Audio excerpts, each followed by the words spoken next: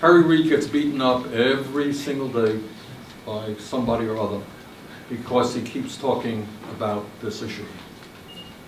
But at the end of the day, what history will show us is that Harry Reid was exactly right in warning the American people that if we don't get our act together and pass a constitutional amendment overturning Citizens United, if we do not stop the huge amounts of money that are coming into the political process, this country is well on its way to losing its democratic foundation and becoming an oligarchic form of society. So I just want to thank Harry Reid for his courage in what he's doing. Now, the media often reports about the huge amounts of money that the Koch brothers are spending. And it could be hundreds of millions of dollars, I suspect. In the presidential election, it could be more than that. Under the oppressive tyranny of Barack Obama, who has strangled the economy, the Koch brothers last year only saw their wealth increase from $68 to $80 billion. So they only saw a $12 billion increase in their wealth. What does that mean? What it means is for them, they have an endless supply of money to put into the political process.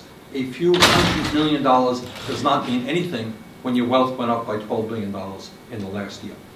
Now, most importantly, what I want to say is that there's discussion about the Koch brothers, the role they're playing in the political process.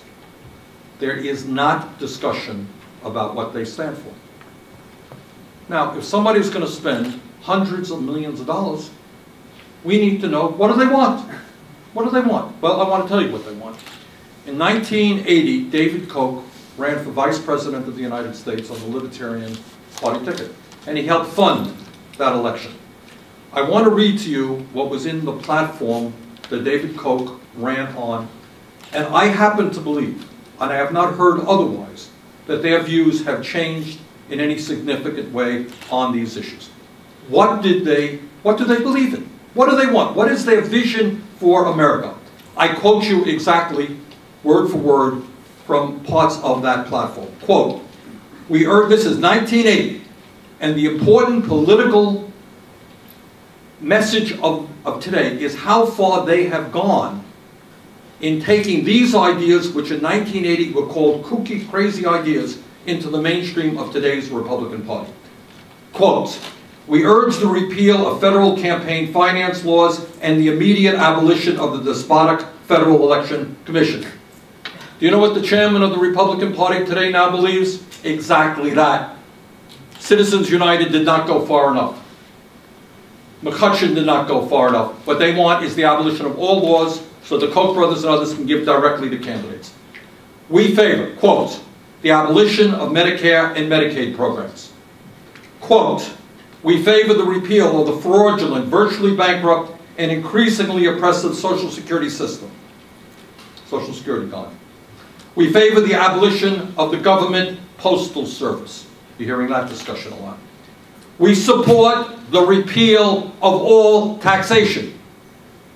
What does that mean? It means the end of government as we know. Support of all taxation. And constant, today we see the tax on the IRS. As all of you know, we are fighting to raise the minimum wage. What did the Koch brothers say back in 1980? We support repeal of all law which impede the ability of any person to find employment, such as minimum wage laws. In other words, they want to abolish the concept of the minimum wage so that people can work for $3 or $4 an hour. We advocate the complete separation of education and state. Government schools lead to the indoctrination of children and interfere with the free choice of individuals. What does that mean? That means the end of public education in America. We condemn compulsory education laws, and we call for the immediate repeal of such laws. That means kids 13, 14 are back working because they're not in school. We support the abolition of the Environmental Protection Agency. No kidding. This is one of the larger polluters in America. Yes, they do support that. Now listen to this last one. Think about what their vision is for America, and I quote, we oppose all government welfare relief projects and aid to the poor programs. All these government programs are privacy-invading, paternalistic, demeaning, and inefficient. The proper source of help for such persons is the voluntary efforts of private groups and individuals. End of quote. You know what that means? Goodbye food stamps, goodbye Head Start, goodbye unemployment insurance. And if you're 80 years old and you're diagnosed with cancer, you don't have a lot of money, you're not going to have Medicare there, you're not going to have Medicaid, maybe some church or private individual will give you some charity. That is their vision of America. And I have no reason to believe that it has changed since 1980. So I just want to end by congratulating Robert. Robert and I have worked together for 30 years. Came to Vermont to do a film, Sweetheart's Dance. My wife and I were in the film. Great film, go out and see it. Briefly in the film. Briefly in the film, right. Well, congratulations, Robert, for all the great work you're doing. Thank you all very much.